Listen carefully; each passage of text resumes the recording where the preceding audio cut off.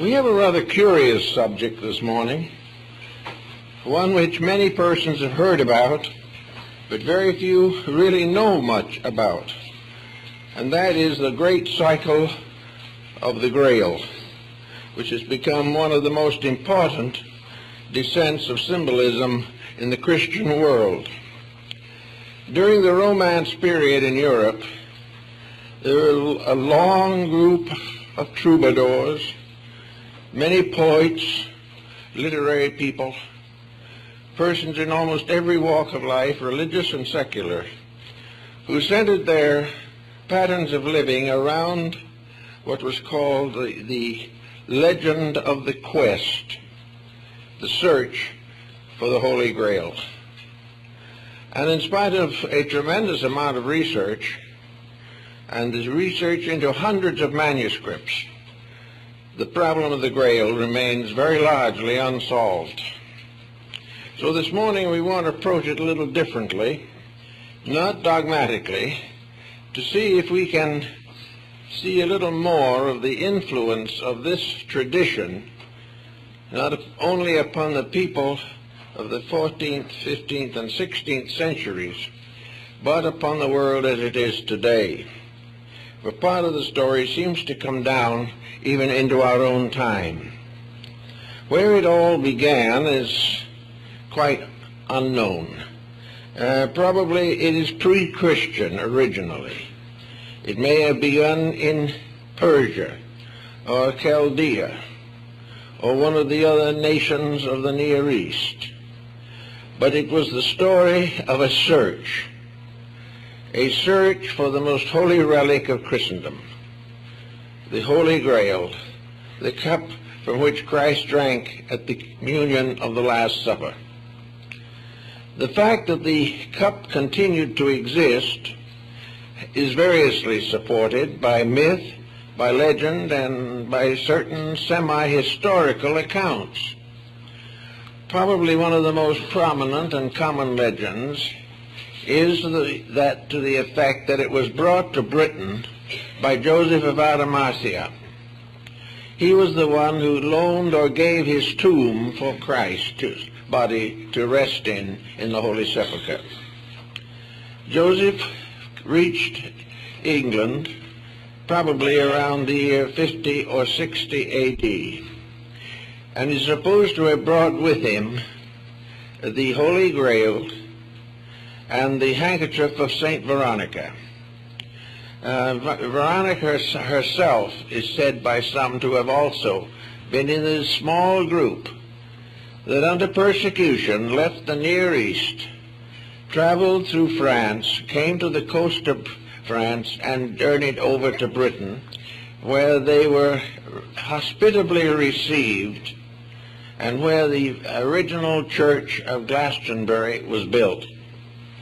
So as far as the English tradition is concerned, Glastonbury becomes the center of the great Grail cycle. Glastonbury is an area in rather swampy land surrounded by marshes that were known in ancient times as Avalon. And it was to Avalon at the time of his death that Arthur was carried by the mysterious women in the great black barge that took his soul to the afterlife. All of these stories seem to have some kind of a special meaning. The bards sang them, and they were carried through many different cycles of poetry and prose. They appear in the Near East. We find references to them in Islam, but we do not seem to be able to make a solid statement of what is fact and what is fable, what is fanciful and what is symbolical. Perhaps the symbolical development of the story began in Alexandria, which was a mingling ground for practically all of the religions of the world in the period from the 2nd century BC to the 3rd century AD. Here a great many sacred writings were preserved. Here the Gnostics and the Essenes created their schools of thought. the Neoplatonists and the Neo-Pythagoreans. And also here, according to the ancient tradition, the first college of Christianity was established by the Apostle Mark.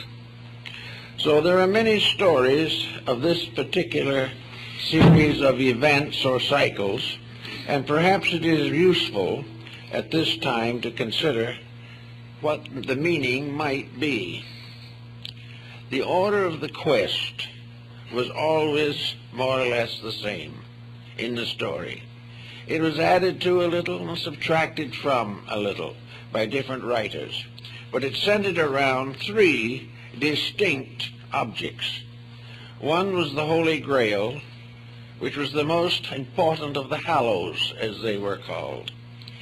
The second was the spear of the centurion Longinus, which is supposed to have pierced the side of Christ. And the third is the wreath of thorns. These have been variously sanctified in different parts of the world. Great cathedrals of Europe have declared that they possess these objects. The problem of trying to verify the story is about as difficult as verifying the mystery of the Shroud of Turin. But in the whole picture of it, one point stands out. It is always a search. Every part of the Grail legend, dealing with Galahad, the guileless knight, Parzival, Lohengrin, and many others, these were all seeking for something. They were searching for a vision. And it is said that Parzival and Galahad attained the vision of the Grail. And that after the death of Parzival, the Grail was taken to India, where it was enshrined in the kingdom of Prester John, the Christian emperor of Asia. All legend, all myth. But where in all of these stories is there something very important? A number of scholars trying to find what was called the hidden church of the Grail finally came to the conclusion that the search was fruitless, that they would never be able to find a church in this world that fulfilled the requirements of this mystery.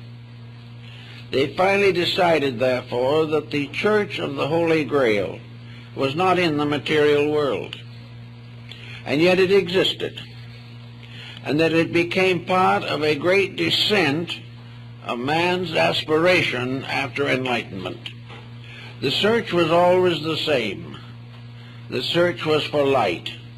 The search was for union with reality, and was a great dedication, a pilgrimage toward reality. As we go into this, we find an interesting factor presenting itself, and that is that from the beginning there is an overtone in the Grail cycle that seems to suggest that in every instance the Grail search must be an individual effort. There was no way of joining something. There was no way of proclaiming a membership or depending upon a group support for the attainment of the quest. You could not become part of a congregation of the Church of the Holy Grail. Every part of it had to be individual. The individual himself was searching to become one with the communion of saints, with those of the other life who had attained the illumination of the soul. It was therefore the soul in man searching for the eternal soul in life. And this search had to be a personal dedication. Those who achieved the search and finally beheld the Grail became a company apart, but they were never organized as an organization. They became mutually knowing of each other because they had all attained the same level of insight. They were part of a level of internal illumination and not an organization. This seems to meet most of the requirements of the subject, but leads, of course, inevitably to the dedication for the search. A dedication which was part of the vow of knighthood back in the medieval period. The vigil of the Grail was always in a church, and a knight receiving ordination into his order spent the first night in prayer and meditation before the altar of his local church. Having thus dedicated himself internally by a voluntary action of his own, he started out on a quest which no one could assist him. No one could do it for him. No one could walk with him. No one could prevent him from making mistakes. It was a lonely journey, a journey from illusion to light, from darkness to participation in eternal truth. This actually did affect the rise of the Christian faith in the early medieval period. The Grail cycle, regardless of its origin, which may have been among the mystery schools of Egypt, Asia, North Africa, Greece, all of these countries.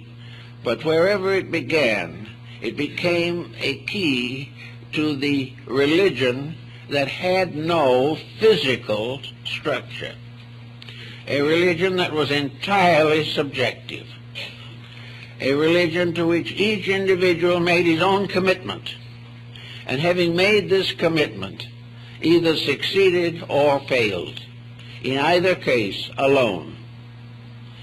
Therefore, perhaps the entire quest of the Grail is best summarized in the words of Plotinus, who observed on occasion that the way to truth was the journey of a lonely person to that which is eternally alone. It was this aloneness that seems to have been the power of the Grail. Each individual had to call entirely upon his own internal resources. He had to train himself, he had to dedicate himself, he had to consecrate himself. He had to master one by one the weaknesses of his own flesh. He had to overcome the pressures and temptations of ambition and avarice. He had to purify his own nature by a vow taken only to the very highest part of himself. He must slowly climb that mountain between his own material nature and the attainment of the enlightenment of his inner soul. It's a very interesting concept, and probably has never been fully explored, except that there are records and indications that certain persons apparently achieved this tremendous dedication. Also, it was twisted into the cycle of alchemy at one time, so that the purification of the metals, the transformation of all that is base into all that is sacred, was the great alchemical transmutation, performed alone by an alchemist in his little laboratory, by prayer and meditation, and on rare occasion by some type of miraculous manifestation. To the Grail cycle, the miraculous was an internal mystery. It did not deal with the commonplace of life. Miracles did not interfere with the workings of universal law. Miracles were inner experiences of attainment, a proof that the reality was nearer than it had been before. The problem of the origin of the Grail, again, has a great many legends associated with it. One legend says that it was carved from the crest jewel of the archangel Lucifer when he fell from heaven. Others say that it was part of the basin of consecration found in the ancient rites of the tabernacle in the wilderness. Some believe that it was the ecstatic cup of Bacchus or Dionysus in Greece. In most cases, it was a chalice in which the individual had to find ways and attain to the possibility of cleansing the inside of his own cup, which was the actual meaning of the term. Now, in doing this thought, or living this way, we find that there arose in North Africa and in early Christendom a teaching that was to become very important in the life of people. And this teaching was the cultivation of the power of internal visualization. In other words, the individual gradually transformed these ideals into inner pictures. These pictures, like the Oriental mandalas, were visualizations of a superior state of being, visualizations which impel the individual to fulfill them or to achieve the mysteries which they represented. And in some of the old English block books, and on the continent also, the city of the Grail, or the Church of the Grail, is placed at the top part of the great Ptolemaic system of the solar system. You climb the ladder of the 7 planets to reach the entrance of the secret house.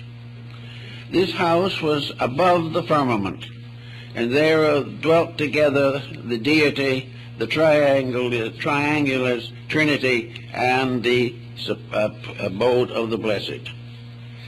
So the whole concept gradually became a series of self-disciplines by means of which the individual sought to remove from his nature all forms of defilement.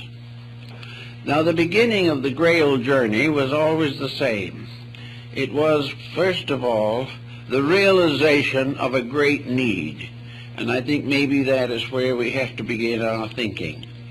No matter who we are or how well equipped we are for life, there are always areas in which desperate need arises. No individual is completely sufficient to his own necessity. Those who think they are simply egotists, because there is no one who can be so protected either by his own mind or environment or by his worldly goods that he is free of crisis, free of danger, free of disappointment, free of disillusionment and despair. Therefore, the beginning of it all is the concept or realization that we are all imperfect, and also that by the kind of world we live in, the grace of a divine power has made it possible for us to overcome these imperfections in ourselves. The individual can live a good life, a life that is not temporalized by advantages or corruptions. The individual can be a true Christian. But to do this, he must make decisions, and very often he must turn his back on the very church he claims to belong to, because it is not possible for the individual who is dedicated to the search to accept a theology as the basis of his own enlightenment.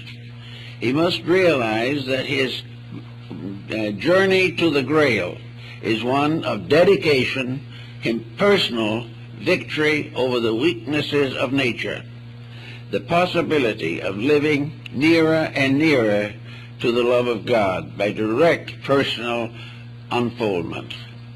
Therefore, in the search for the Grail, there must first be rites of purification. The individual must gradually, to the best of his ability, put his life in order.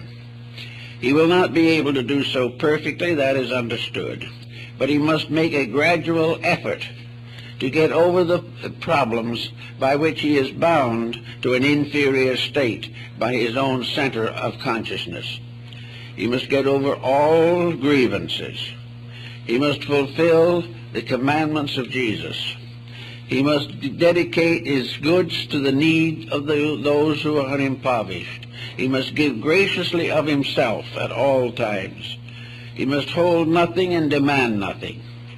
He must never conspire to gain anything for himself, including a conspiracy after truth. He must not have any of these motivations behind his action. There must be only true and simple acceptance and practice of the noblest form of life which he can experience. Now, if by this type of problem or this type of living, he gradually overcomes the major weaknesses of his own nature, he gradually comes into a state of internal tranquility. And tranquility is the open door to the sanctuary of the Grail. Tranquility means peace with reality. It means that the individual accepts without question the true teachings of his religion, whatever it may be, and lives it without restriction or compromise. He must have, therefore, the ability to quiet all of the confusions which beset the average person. Now, confusions are very often things that cannot be overcome easily. Sometimes a life is harassed to the degree that it would not appear that the individual could make a new start in his own inner life. But he can if he will. There is never a time in the life of any living thing that has a consciousness in which that consciousness cannot be released constructively. It is a matter of willingness to be dedicated. Assuming that the person achieves this type of dedication, it might be regarded as an order of knighthood. He becomes the first grade of the search for the Grail. And all the knights dedicated their sword handles, which were the form of the cross, to the good fight, the battle to overcome the darkness in self, and to protect the light in others. The Knights of the Garter and so forth were always out protecting people in distress and saving the maiden who was in the hands of the villain. The maiden was the soul, which is always in the hands of the villain until the individual redeems himself. So the knighthood of the Grail began by this proof of courage, proof of integrity. The young knight did not know what he was going to find. He had no promise that he would find it. He was simply told that his hope was only through the conquest of himself, that no one else could help him, and all the prayers in the world could not bring him the peace that he had to earn by the development of his own character. And he might pray for character, but if he did not have the courage to live it, it would not come to him. So having gone through all these problems, and coming finally to the Gnostic quietude, the individual lacks none of the needs of life, but has an inner tranquility in which he lives in this world but not of it. He performs all the duties that are his proper responsibilities in life. All effort to escape responsibility is treason as far as the way of the Grail is concerned. The individual must never try to grow by neglecting something else. He must fulfill, according to the best conscience that he possesses, every daily responsibility. He must bear all burdens without complaint. He must recognize that all occurrences are lessons, and that each lesson that comes, the more difficult the lesson, the greater the attainment. And it is upon this, climbing this ladder of circumstances, this mysterious stairway of incidents, and conquering them one by one, that he attains to the gate of the Grail temple. Having come to this point, then, he settles down to the next step of his growth, namely what the Oriental has always known, the meditative arts. The quietude and contemplation enables the individual to relax and allow the best of his own inner life to come through. When we relax, one of two things happens. If we are not too well oriented and pretty much bound to our mistakes, when we relax, we're miserable. When we relax, we have all kinds of negative thoughts. We worry, we're frightened, we're concerned, we're disappointed, we're disillusioned. We think of the people who have mistreated us and how the world is failing us in our needs. So to the person who is not self-disciplined, relaxation and quietude just end in misery, which is what is intended, because there is no way in which we can accomplish the purpose until we are able to see within ourselves that we have conquered these mistaken points of view.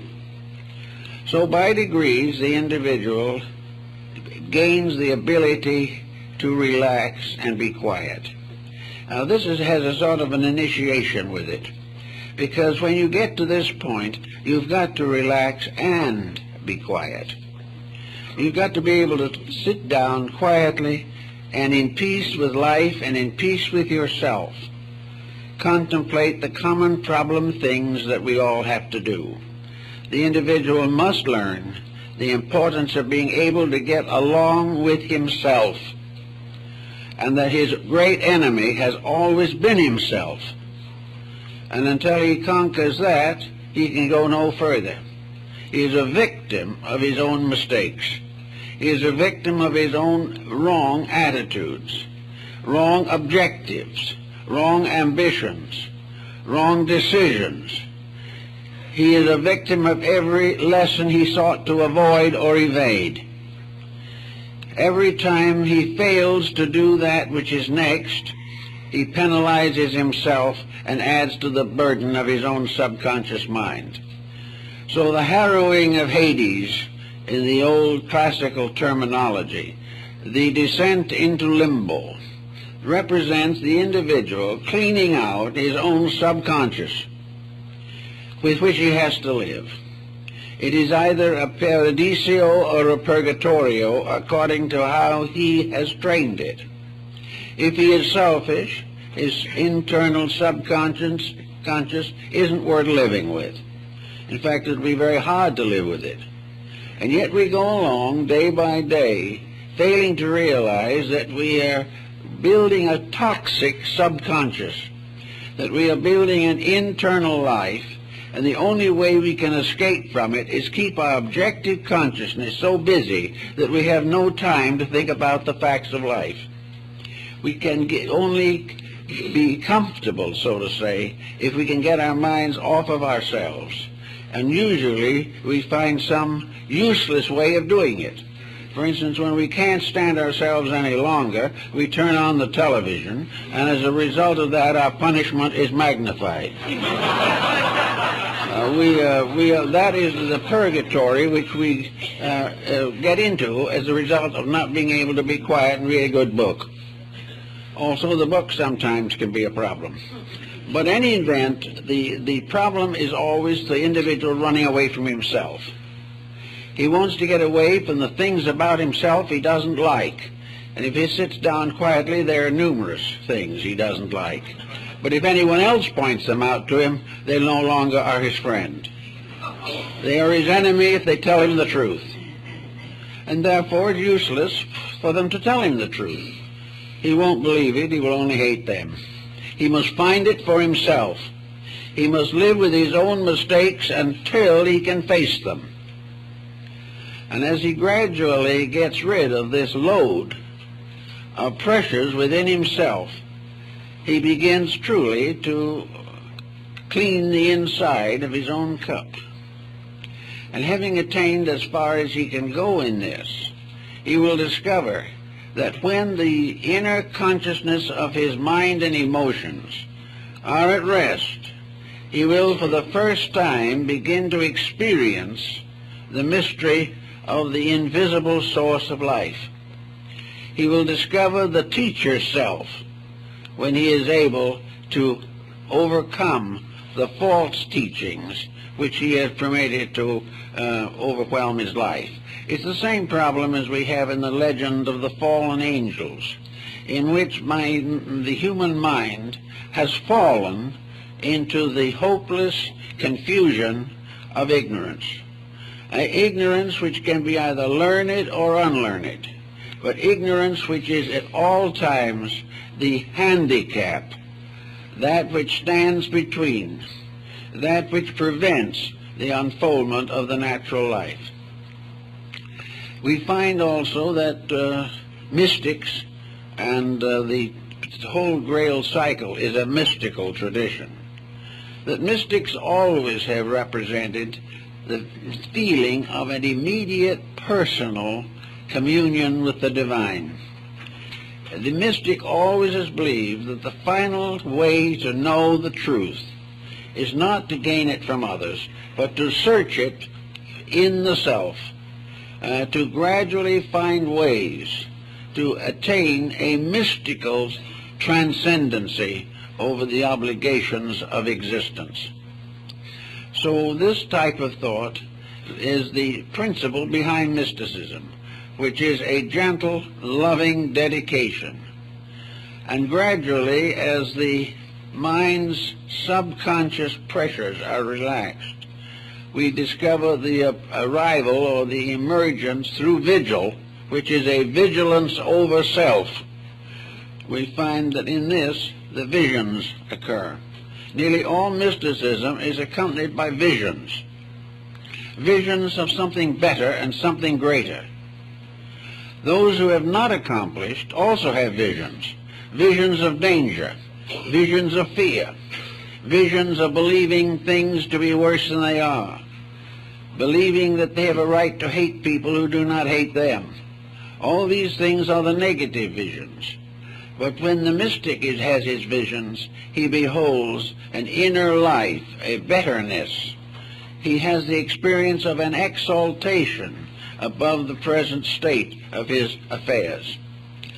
Almost all religious art is aimed at this level of the individual's growth, namely the level of portraying, figuring, symbolizing in some tangible way the intangibles of the inner life, that in some way the meditation upon a sacred picture helps to strengthen this inner resolve, helps to make the inner life quiet, peaceful, and beautiful. Everything that helps to make our inner life beautiful is bringing us along the path. Everything that comes along that makes our inner life discordant or defaced or deformed is contributing to hindrance. And the great hindrances are the pressures of personal ambition, personal pride, and the desire to accumulate worldly goods. All these things have to be worked out by those who are going to seek for the mysterious crusade for the Grail, who are going to search for the cup of eternity. So this brings the individual to the next general feeling. From the purification of himself comes also then the strengthening of his inner realization of deity. Of course, we all have more or less idealistic concepts of God, but these concepts are very much of a material nature. God becomes a person, like the figure on the ceiling of the Sistine Chapel in Rome, where God is casting off the sun and the moon, and where with a very long beard and a very patriarchal look, he reaches out to the hand of Adam. These physical things are the way we inevitably and instinctively think of deity. We think of deity either as a patriarchal figure or a matriarchal figure. We think of deity as father, mother, or father-mother. we think of a parental person. We look around us and we see a very nice-looking patriarchal people and have a feeling that they sort of look a little like the way God must look. But to the mystic, this is not possible. The mystic must also realize, in the course of his growth, that he must try to find some nobler way of experiencing or inwardly visualizing the nature of deity. This is brought out in the mandala meditations of the East, where the effort is to reconstruct a spiritual universe as a reality which can be contemplated, which can become a new geography based in a divine light. But even here, the danger still exists that these things are merely an attenuating of physical factors. There is apparently no positive approach to the nature of deity. We can tell what it is not, but when we come to tell what it is, there is always a certain uncertainty. But in the search of meditation, we find almost all mystical schools have religious observances, not observances demanded by some system. When they're demanded by a system, they're very dangerous. But a natural desire to understand more of the substance of things unseen. And this becomes the basis of a meditational development. The individual may meditate in the presence of sacred objects which have a tendency to lift the mind, but are themselves transitory, but they are part of the growth process which must be gone through. The Eastern Christian monk gazing with meditative veneration at the icon of one of his saints or a beautiful picture of the Virgin Mary. These have a tendency to discriminate.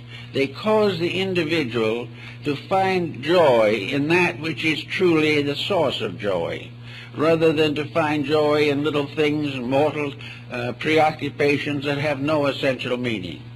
Everything that helps in the constructive yearning towards reality. And then we come to another problem of hindrances which has to be considered, and that is, do people really want this? Does the individual really want to live this kind of a quest? Or is it going to gradually turn on him as a frustration in which he is miserable trying to be good? If such is the case, he has to stop immediately. Because unless the moods that grow in him fulfill him and make him happier than he ever was before, then something is basically wrong in the work he is attempting. He is never supposed to give up the world with a terrible sense of loss. If he does, he should stay where he is. He should give up the world only when in his heart and soul he is rejoicing at having discovered something greater than the world, something more important, something that he can love more fully, more completely, and more permanently. And if this does not appear, then this step of the quest is a failure. And many of the knights of the Round Table tried these different quests, which are very interesting, because only one or two of the whole group ever saw the Grail. Something always stopped them. The thing that stopped them was their own lack of worthiness. They got sidetracked. They got mixed up in something else, and gradually the vision of the quest faded away. They still believed in it, but the belief in it was not the quest itself. It never can be. We can believe in anything, but unless the believing transforms ourselves, it is of no basic value or permanence. But assuming that the individual has gotten this far in one piece and is going along fairly well, then we have these rungs of the ladder of meditation. We find the problem of growth involves not only the transformation of evil, but the glorification of good. The individual in order to really understand life, the great world of divine principles and causes, was placed in a garden where he was supposed to name all things according to their natures. He has rather named all things according to his own likes and dislikes, which is not the same thing. But in all of this problem, he has to recognize the importance of the experiences of growth. For instance, the mind must be developed. The various arts and sciences are rungs of a ladder. The individual is not wrong because he's a biologist. He's not wrong because he happens to be a grammarian. It is all a problem of what he is inwardly motivated by. If he is properly motivated, all sciences, arts, philosophies, crafts, and trades are equally sacred. If he is not so motivated, they are all equally profane. Therefore, it is not that the individual should walk away from experience or try to go off somewhere and live in a hermit cell for the rest of his life, or renounce humanity. A great many people just renounce humanity, and they try to get along without it. They try to leave behind every disagreeable task. They resent every social restriction. They dislike constantly the ineffectiveness of governments and religions and educations and everything, and come out very desperately against prevailing systems. This doesn't do much good. It constantly adds to a negative sense of criticism. It proves that the individual is still functioning without the gleam of eternal light that should be within himself. So he has to start in and look over everything he doesn't like and find out why it is important, why he needs it, why he must understand it, and very often why he must transcend it by a full action of consciousness.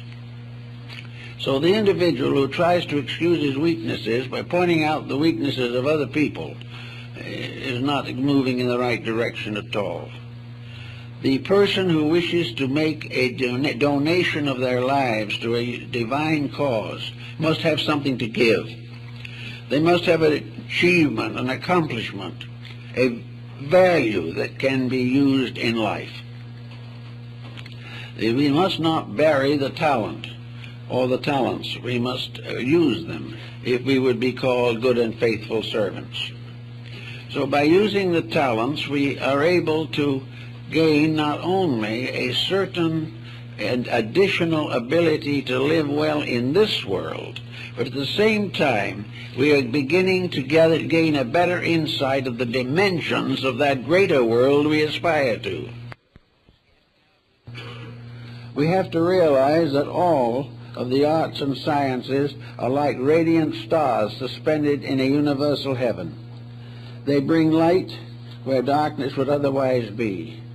We have to learn to recognize that knowledge is not bad. If it's true knowledge, it is very good. But to accept it as knowledge is not enough. We must find the spiritual soul behind knowledge. We must find the divine reality from which all forms of knowledge are suspended. If we do not accomplish this, we can go out and abuse knowledge and throw our world into war and disaster. Hurt and free from hurting others. He must not do anything by means of which the tragedies of life are magnified. He must have the very kindest and most gentle attitude towards everything. He must realize the importance of being at peace even in the midst of chaos. This type of thing and this realization of what should be then helps the individual to gain this equilibrium, and he becomes a knight errant. He becomes one dedicated to the service of the system, the Grail system, the Garda system, the orders of the quest, the orders of the bath, and all the great orders of chivalry.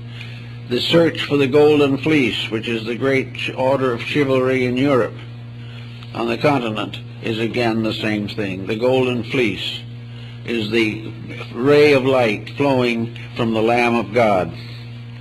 So all these things tie in, and little by little we begin to reverse the sources of our inspiration and influence.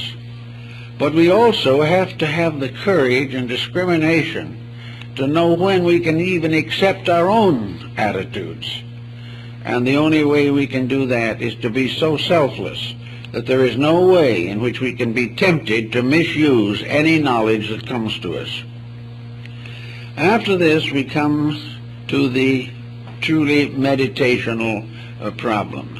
Having cleansed the heart and mind from all traces of ulterior attitudes, the individual can for the first time come into the state of prayer.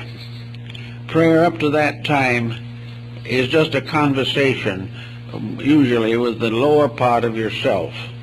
But when that part is no longer there, prayer becomes a contact with the highest inspirational levels of consciousness. And because these inspirational levels have the power to perfect or rationalize or make whole all the disasters of the flesh, prayers are answered by the constant increasing of the divine consciousness within the person.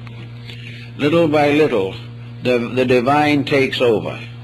And where the divine takes over, there is no longer any need for prayer, because the individual lives constantly in the light of God. So in the continuing of these thinkings, we come to the period of beginning to be useful. We must have some kind of a cause. The knight without a cause is in serious trouble. But the cause is dedication to whatever is necessary in life. Now this brings in a point that seems to be inconsistent. And from the outside it is inconsistent. But there is an inner meaning to it, which we find has a consistency. We are taught to purify ourselves and to free ourselves from worldliness, and yet we are also taught to turn back and serve those who are in worldliness. We have to go back to feed the hungry, cleanse the leper, heal the sick, and according to the teachings of Christ, finally to raise the dead. Therefore, we have a job here, even though we are outgrowing here. And the reason why we feel this need for this commitment is because the persons who are in trouble are usually not able at that time to sustain themselves. A person in sorrow or trouble is sorrowful or troubled because they do not have the internal light to rise above this type of thing. Therefore, comfort and consolation is important to them, but it must be given always in the sense of a reality. It can never be the individual being taught to do things he shouldn't do because they'll make him happy. Always the motives must be unselfish, and the advice, suggestions, recommendations, or assistance must always be in the terms of helping the person to grow. The growth must come before true freedom from pressure is possible. On the way up from this point, we have the Hindu yoga, we have all the Zen teachings, we have everything in which the person gradually comes into the full control of his own inner life.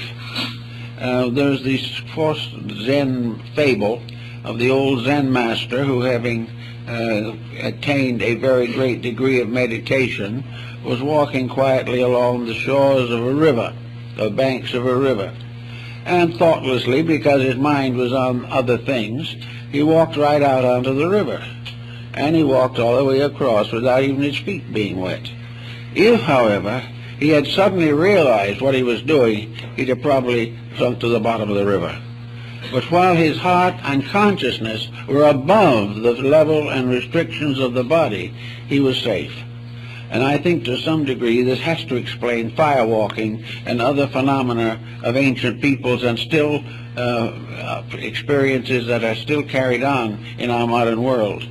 Namely, that if the individual can become completely unaware of fear, unaware of failure, unaware of any self-interest, or unaware of pride, which might be damaged by a failure, gradually what we might term the impossible becomes real, as Christ walking on the waters, which of course is a symbol of the Christ in you, walking upon the surface of the torrents and the tempests, unmoved by material circumstances.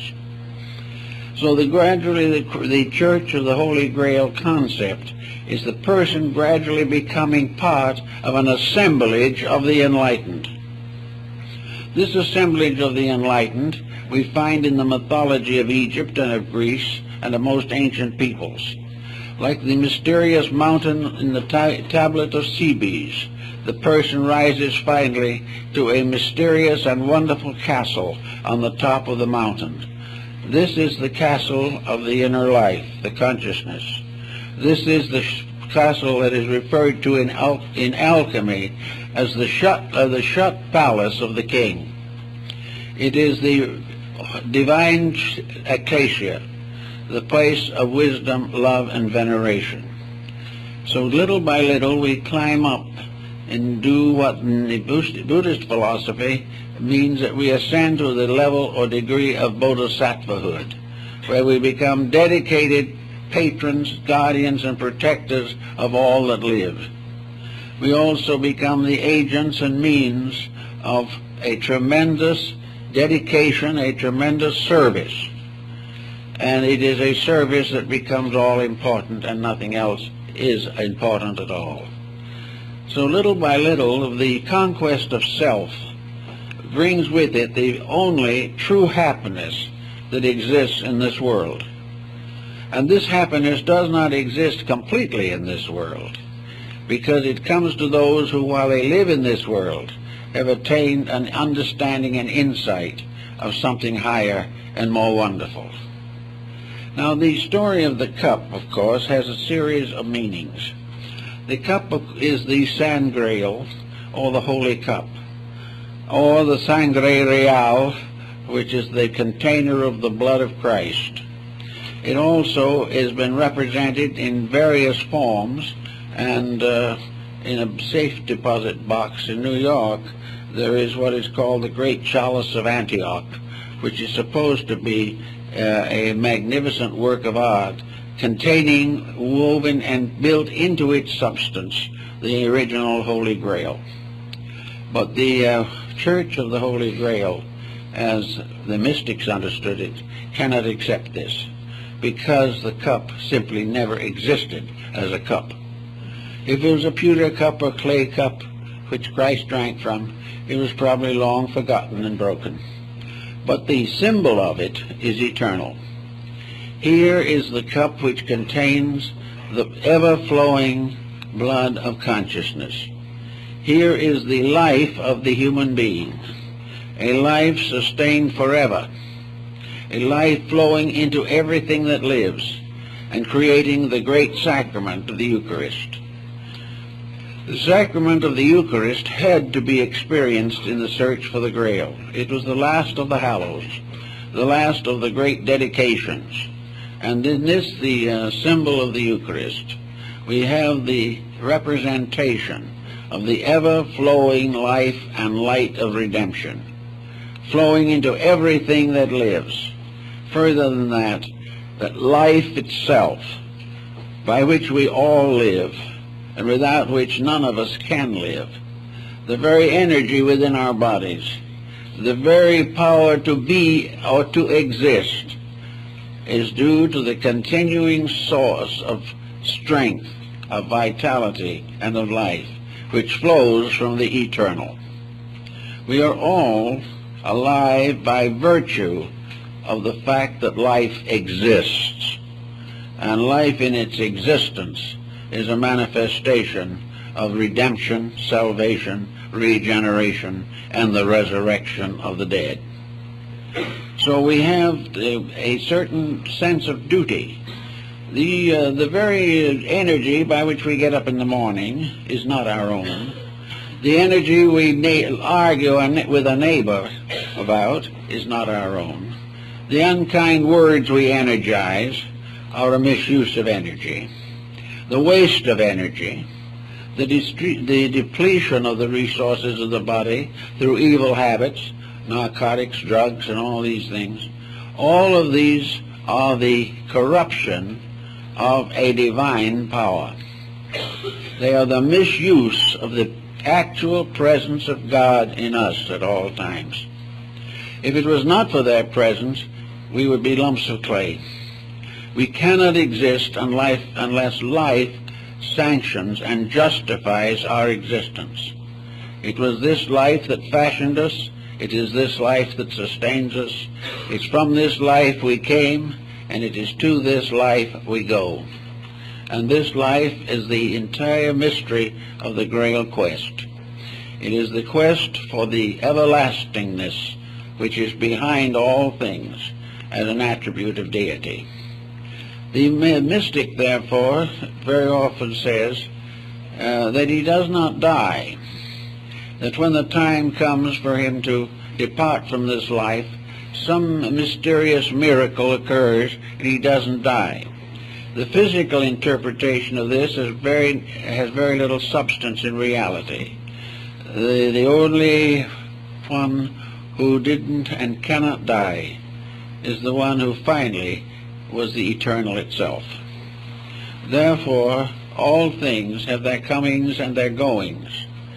But the alchemist and the mystic was taught that the transition from this world to the next is not a death, and the perfect acceptance of life overcomes the illusion of the reality of death. In other words, that in which life exists may be transformed. The body of it may be changed. The life may be incorporated into other creatures, but life itself cannot die. And life, it has, by its own energy, produced the evolution of the various kingdoms of nature, including man. That life does not die. The life in the individual cannot die. But it can depart from the body.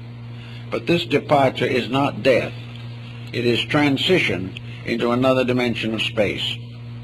Therefore, the search for the Grail not only continues throughout the material life, but the attainment of the degrees of manifestation that are possible to the human being allows this process to continue, and the individual who in this world passes out in a state of dedicated reality finds himself in another great room in the house or castle of the Holy Grail.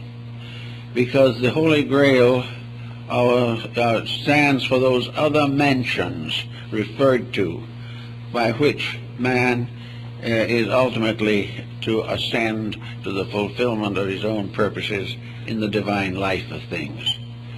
Jesus says, "In my Father's house are many mansions. Were it not so, I would have told you."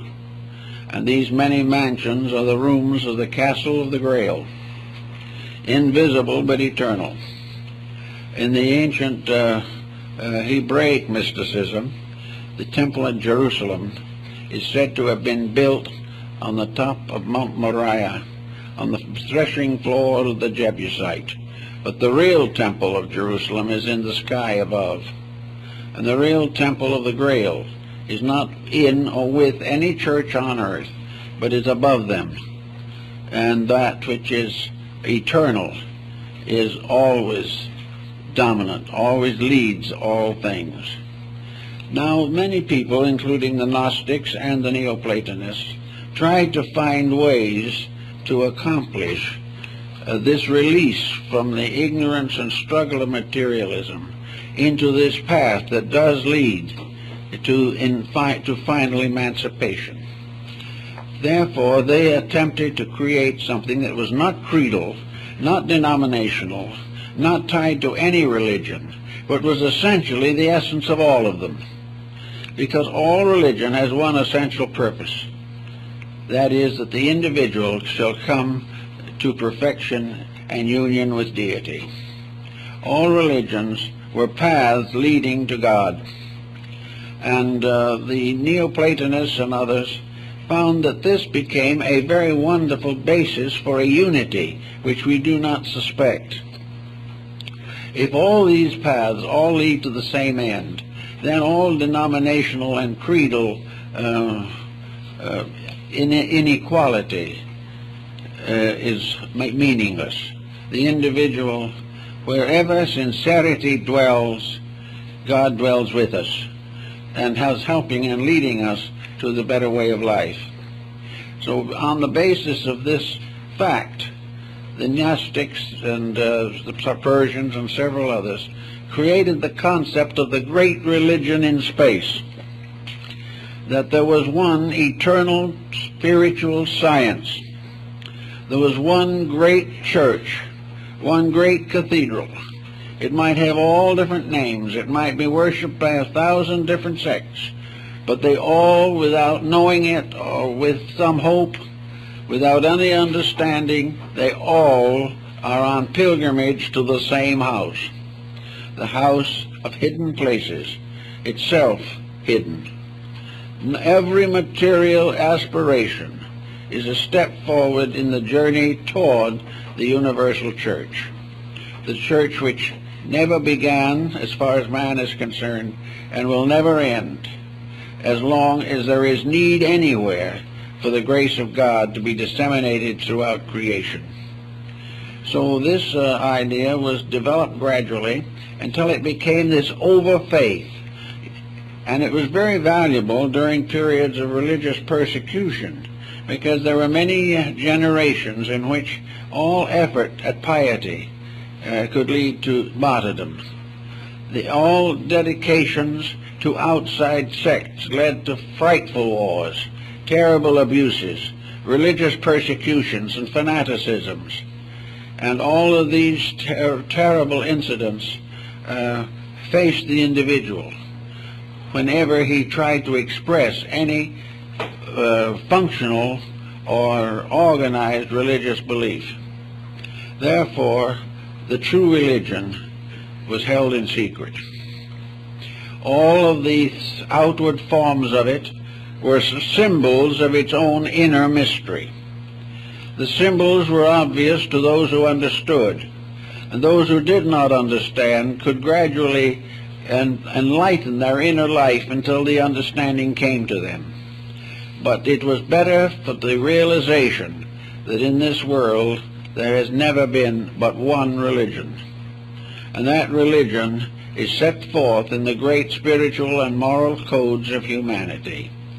And it has been disseminated throughout the world by religious teachers, by messiahs, by saviors, by martyrs, who have given everything to bring the code to earth, to bring the reality to earth.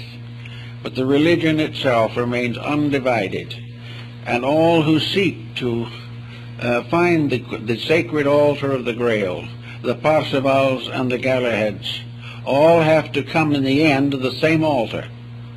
But even if they do, they may not know it. They may not realize at all that it's the same. But the point is that in their inner lives they are doing the same things, and they're doing them essentially in the same ways, but perhaps have different names for them.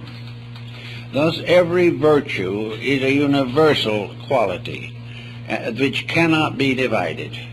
It spreads itself through everything that lives and exists, whereas every vice is a local situation. It is something that exists for a little time in certain places due to misunderstandings. But the more you put vices together, the more they battle each other, until one vice destroys another, as two wars will destroy each other. But virtues, wherever they are, feed each other. For in virtues there is always peace and harmony. Therefore, virtues are eternal and immortal. Vices are temporal and mortal. And by releasing the mind and heart from the vices, we become again in the presence of the realities. So the Church of the Holy Grail is the invisible sanctuary of truth, the real heart of God.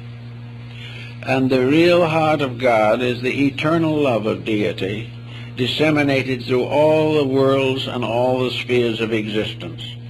And this love has its particular and proper abode in the heart of each of us. It is this love in the heart which is the Redeemer. And in this case, the blood of God in our own hearts is really blood flowing in a grail or cup.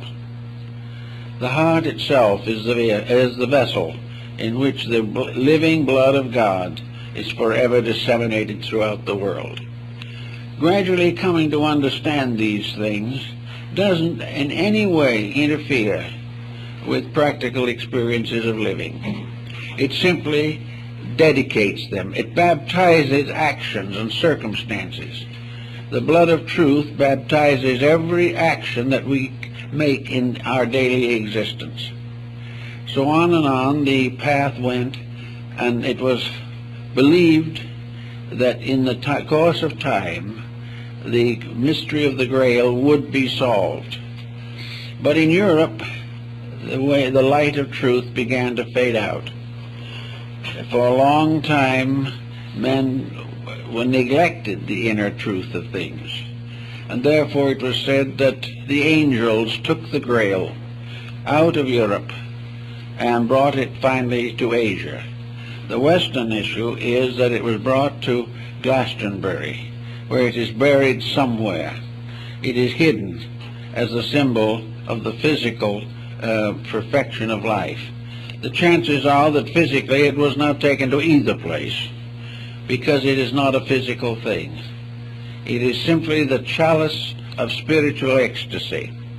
It's the mystery of the entheos, of the foreverness in God, which we call enthusiasm, which originally was the sacred emotion of man's complete acceptance of God. So all these little stories and big stories and legends, old and new, all seem to tell us that there is the Church of the Holy Grail, the Church of Parzival or Montsalvat on the heights of Spain, the mysterious lands and gods of the Nordic peoples, and Valhalla, the abode of heroes. Everywhere we find the same thing: the Olympus of the Greek, the Meru of India, the Shambhala of Tibet. These are all symbols of the secret church, the mysterious sanctuary which forever remains, and to which each aspiring soul comes in search of reality. In each generation, the number of those who make the search increases. Little by little, the journey is more generally understood.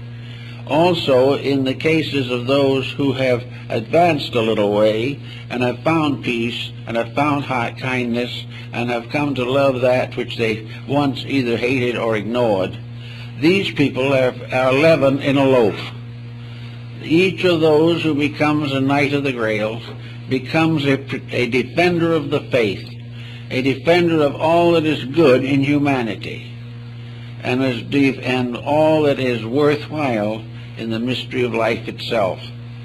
Therefore, each of the mystics that comes along, mystics like Bami, or any of the ancient mystics, mystics of Egypt, Greece, great philosophers, Plato, Pythagoras, Socrates, all these had gone a little way and had become acolytes, so to say, in this sacred assembly. And yet they didn't recognize the sacred assembly as a separate thing at all. This mysterious church of the Holy Grail has the earth itself for its checkerboard floor.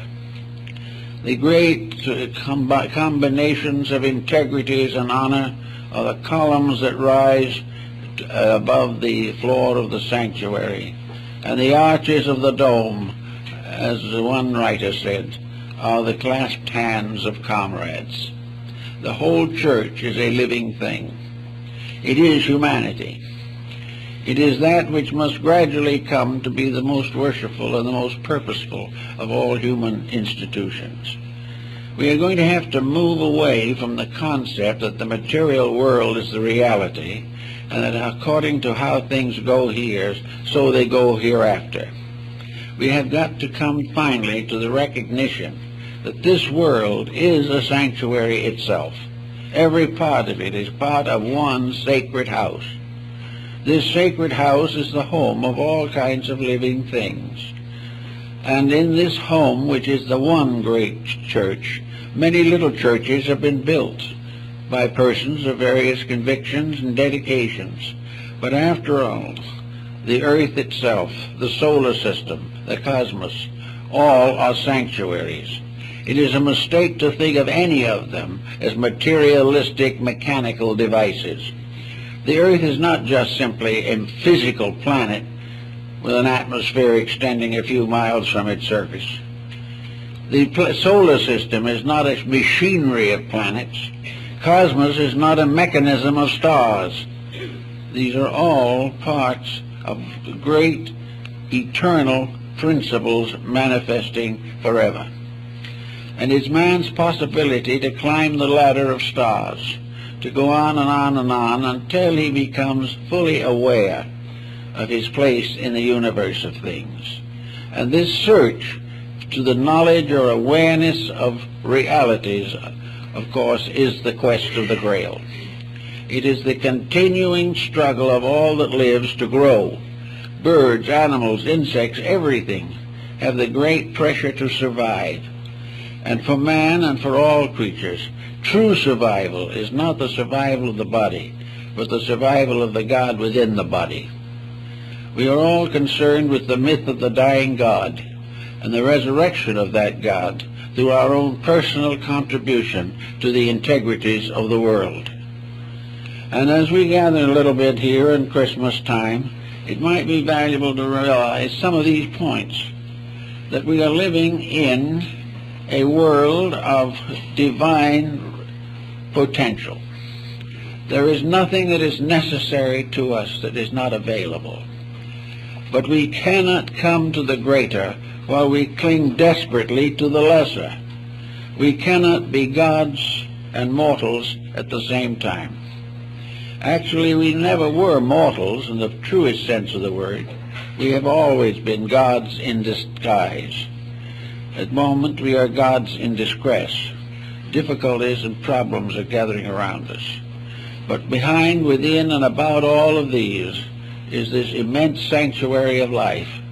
Universe is going on, cosmic systems going on, galaxies going on, and all that exists, the living church of the Grail, the one tremendous structure of universal integrities.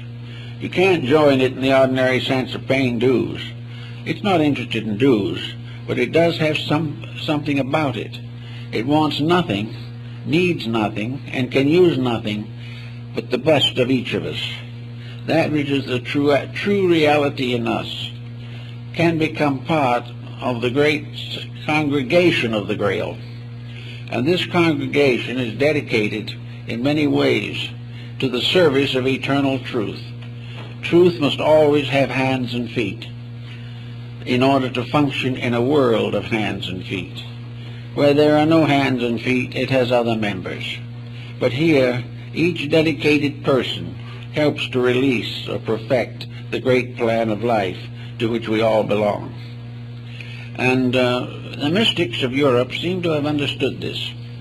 The mystics came to realize in the end that the whole symbolism, the whole emblemata of things, is a single story, the story of the eternal quest of that which alone can bring peace.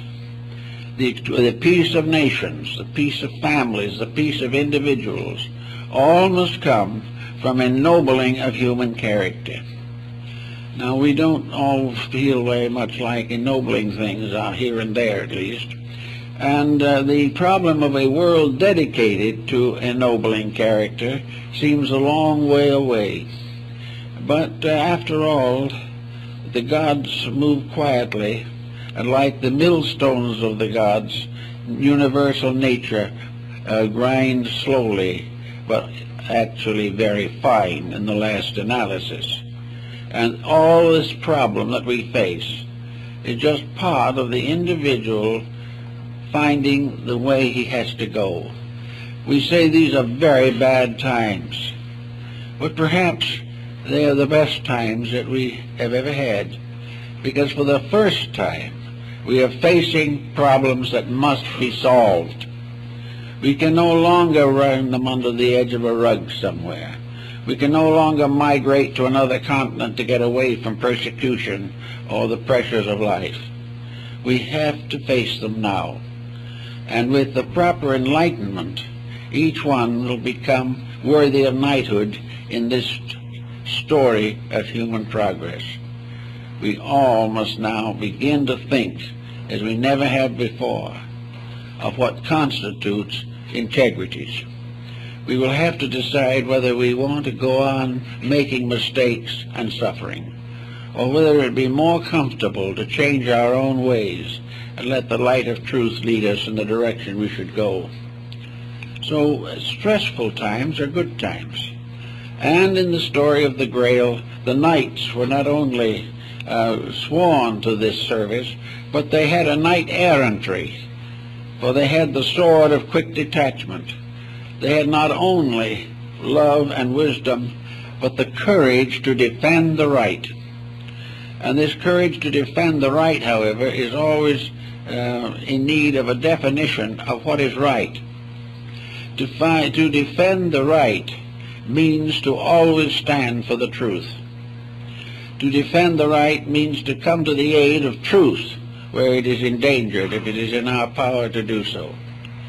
To defend the right does not mean to keep things going the way we want them to in a material sense, but to defend the right is to prove to ourselves and others that eternal principles rule forever, and that those who are the true honored Christian soldiers are the ones who will defend the integrities of life, regardless of the cost to themselves in material concerns. Christ gave one great commandment to his followers, a new commandment: love one another. Now this is the voice of heaven speaking, and there will be no peace on earth until that divine emotion is firmly established in the hearts of human beings. No great miracle is going to bring it. The great miracle will come in each individual life when suddenly comes the realization of the meaning of it all. All study, all matters of personal improvement, all religious and philosophical research, all these things are to help us to get into a condition of consciousness in which it is possible for this mystery of enlightenment to occur. The mystics, with their illuminations, were brought into an emotional, spiritual contact with the integrities of life. They suddenly saw the air and the land beneath their feet, the waters, all these things as living testimonies of an eternal reality. They heard the cry of the bird. They heard all of the signs and symbols. They watched the mother watch her young. They watched all the beauties of life and realized that these are the great symbols of the divine purpose, and that it is up to us to live in the light of truth if we wish this purpose to finally lead the world into peace, security, and honor. The honor must come first in ourselves, and though we may say it is difficult, we can say that many can fall upon the right hand and many upon the left. But if we are just, we will stand. We will survive in the great pattern of things, because it is so ordained. And those who are faithful unto little things will be made masters over greater things. We must be faithful to the reformation of ourselves. And as this is accomplished, we will be given larger tasks and greater opportunities to be of value to our world and to the powers that created it. So at this Christmas time, the idea that the whole universe is just one church, and that the voices of angels can rise only when human beings and universal beings everywhere pay homage to the eternal altar of the human and divine souls. All this was part of something that was taught 2,000 years ago. But people didn't really listen too well then, and they're not listening too well at the moment. But they're going to have to learn to listen. For the things we all dream of, the hopes we all have, the future we want for our children, the blessed values to people all over the world who are now suffering tyranny, martyrdom, and destruction. All these conditions can only be cured when the love of God and the love of man are strong in each of us, and that we are dedicated to this service of universal cooperation with each other and dedication to the will of heaven. With these commitments, we'll make it. And we're going to make it, no matter how long it takes. But if we really try a little harder, it won't take quite so long. And we hope the next year will bring to many people the realization that there is a peace, that things can be solved, but only when the individual stands firm for the principles that he believes and realizes that he is always at Mass in the cathedral of the universe. If he gets this idea firmly fixed, things will go much better for him. Well, folks, thank you very much. And